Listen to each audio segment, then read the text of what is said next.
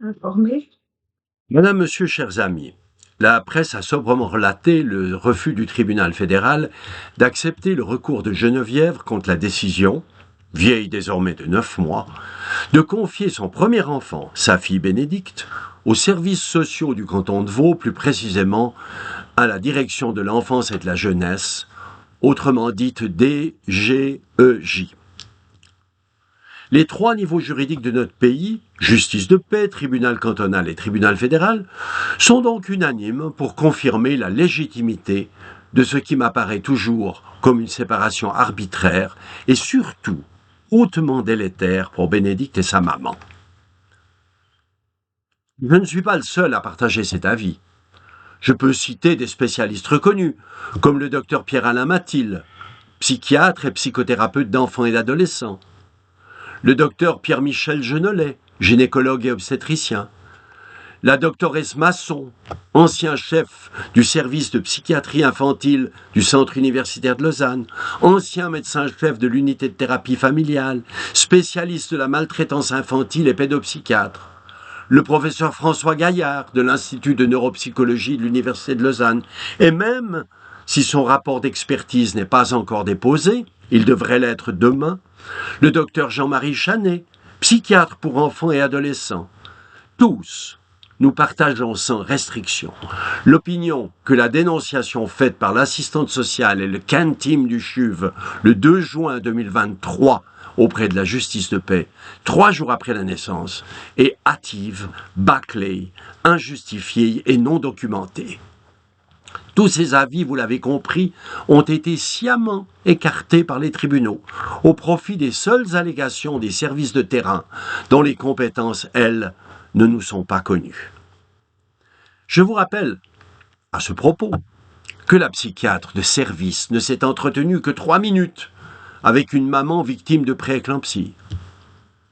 Je vous rappelle que la médecin assistante qui a signé la dénonciation ne connaissait pas la malade et que la juge de paix elle-même n'a pas pris la peine de consulter ni même d'entendre la patiente, alors aux soins intensifs.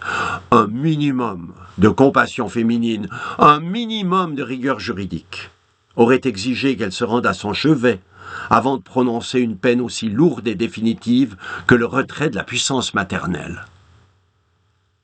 Dans sa brochure d'information, la DGEJ précise d'ailleurs qu'en cas de signalement de danger pour un enfant, vous et votre enfant avez le droit de vous exprimer avant qu'une décision ne soit prise.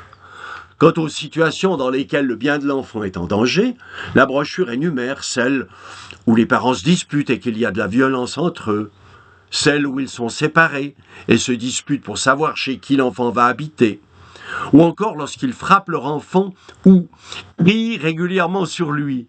Je ne peux que m'amuser de ce grotesque germanique dans une brochure tout public vaudoise. Ou serait-ce un effet pervers du langage inclusif? On peut se poser la question. La situation d'une maladie invalidante chez l'un des parents pourrait être retenue, compte tenu de la situation très momentanée de Geneviève.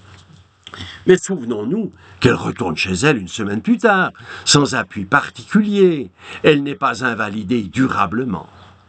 Si donc on peut évoquer cet état de santé défaillant dans les quelques jours suivant l'accouchement, le droit imprescriptible de Geneviève à être entendue et consultée a été littéralement bafoué. Il y a 4 siècles, c'étaient les médecins qui étaient sur la sellette lorsque Molière leur faisait dire « Qu'importe que le malade meure, pourvu qu'il meure selon Aristote ». Si je remplace malade par Bénédicte et Aristote par le Code, j'obtiens qu'importe que Bénédicte meure pourvu qu'elle meure dans un contexte juridique correct. Car elle a failli mourir, je vous le rappelle. Et il est inconcevable que personne n'ait pensé alors à en avertir le médecin cantonal pour qu'il ouvre une enquête sur les circonstances de drame. Le médecin cantonal n'aura même vent de l'affaire que début décembre, 6 mois plus tard. Qui se protège donc de qui? Non, Bénédicte monte mourir parce qu'à la pouponnière et à l'abri, on se refuse à appeler un médecin, alors même que les observations écrites sont inquiétantes depuis 10 jours. Bénédicte manque mourir à la pouponnière et à l'abri, parce qu'à l'âge de 14 jours et avec ses 2,2 kg, elle est séparée de sa maman, avec interdiction de visite de celle-ci et de ses proches. On osera même écrire plus tard que cette limitation spartiate visait, je cite, à améliorer le contact mère-enfant. Nous ne sommes plus dans le juridique, madame, monsieur. C'est par arbitraire et méconnaissance professionnelle qu'une assistante sociale impose ces interdictions dont toute personne sensée et sensible sait qu'elles nuisent chaque jour un peu plus au développement et à la santé du nourrisson. Je devrais parler beaucoup plus encore de ce que vit la maman, de cet interminable calvaire qu'elle subit. Et je me demande même devant tant d'obstination des services sociaux, s'il ne faut pas voir dans ces actes une forme de méchanceté, voire de vengeance envers cette mère qu'il est devenue par procréation médicalement assistée. Rien ne peut justifier une limitation à 2 fois 30 minutes par semaine du temps de visite, si ce n'est la volonté d'imprimer dans le petit cerveau de Bénédicte l'évidence d'une séparation définitive. Un jour, je vous le promets, je donnerai les prénoms et les noms. Le tort moral n'étant pas puni, faut bien que quelqu'un s'en charge, comme dans les 10 petits nègres d'Agatha Christie.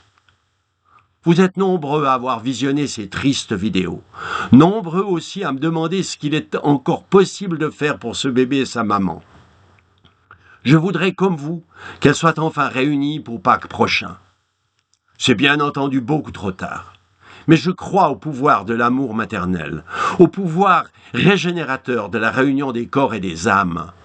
Je ne veux plus de cette petite qui, faute d'attention dans son foyer, y a même développé une tonsure.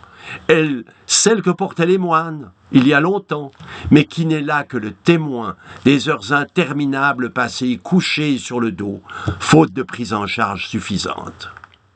Alors oui, ce que vous pouvez faire, écrivez votre indignation, vos revendications, votre colère à Manon Chic, directrice générale du DGEJ, avenue de Longemal 1, 1020 Renan.